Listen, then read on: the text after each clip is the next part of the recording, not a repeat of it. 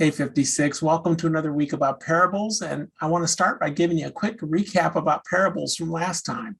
Parables are stories Jesus told to his disciples and to other people who listened to him. And he talked about normal things on earth that the people all knew about. But all these earthly stories also had a heavenly meaning. They're stories of how you live in the kingdom of heaven. In Luke chapter 10, Jesus tells another one of these stories. And again, he picks a topic almost everybody in his audience can identify with: road danger. Now, you see, everyone in the area Jesus lived in, a place generally called Israel, which was a place about 200 miles long, north to south, and about 60 to 70 miles east to west. Everybody there had to travel a lot, especially on foot. You see, by custom and even by religious law, most people went to a town kind of in the middle of the country at least once a year to worship God. And of course, anytime they went anywhere, they had to walk there unless they were kind of rich and had a donkey to ride. The problem is there were bandits everywhere. Most people traveled in big groups, but sometimes, you had to go it alone, right? So Jesus tells this story. In Luke chapter 10, verse 30, Jesus replied with a story. A Jewish man was traveling from Jerusalem down to Jericho, and he was attacked by bandits. They stripped him of his clothes, beat him up, and left him half dead beside the road. I personally am kind of weird. I look at the story Jesus is telling and I see this. I think this is exactly what was happening with the Jewish man. He got hit by all these people and they just tore him up and left him for dead. But now the guy's totally beat up. He has no money. He's laying by the road. In those times, the roads kind of looked like this. So here's this guy laying by the road. He kind of looks like poor old John Cena in the video. And what happens next? Well, Jesus tells us in Luke 10, verses 31 and 32. By chance, a priest came along, but when he saw the man lying there, he crossed over to the other side of the road and passed him by. Then a temple assistant walked over and looked at him lying there. And he also passed by on the other side. You see, these were respected men of society. They were religious leaders, but they ignored the hurt and beat up man, maybe for reasons of their own. One reason is if they thought he was dead, it would hurt their ability to worship God if they touched him. They'd become what they call unclean. There's some Old Testament laws about that. But we really don't know why they didn't help. They just didn't. But this new guy comes along, and unlike the priest and the church worker, this guy is a Samaritan.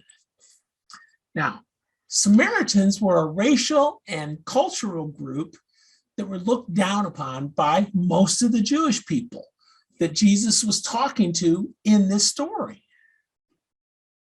They were discriminated against and they were treated badly just because of their race.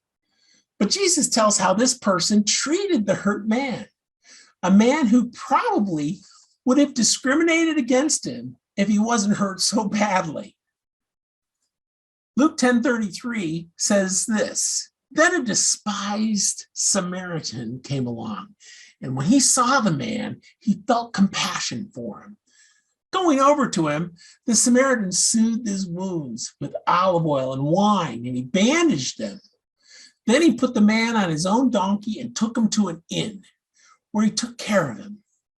The next day, he handed the innkeeper 2 silver coins, telling him, "Take care of this man. If his bill runs higher than this, I'll pay you the next time I'm here." The Samaritan person, we don't even know really if it was a man or a woman. Didn't care about his race. He didn't care about the attitude of the hurt man. They just took care of him. Jesus started to ask questions of the people listening to him, religious leaders, and also his disciples. He said this in Luke 10:36. Now, which of the three would you say was a neighbor to the man who was attacked by bandits? In a few minutes, you're going to go discuss this story that Jesus told in your groups. Remember, Jesus' stories all have earthly meanings, but also heavenly meanings. So think about this question. Choose the type of person you would be least likely to help in a dire situation like the one in Luke 10:30-37. Would you help somebody you knew and liked? How about somebody you didn't know? How about somebody different than you? How about somebody you don't really like? Would you help them? And then also, think about this. Have you ever passed by someone who seems to need help? Like one of those will work for food guys? Why did you pass them by? Was this any different? How was it different? Have you ever stopped? Have you ever helped? How did you help? Think about the despised Samaritan. Why do you think this Samaritan helped?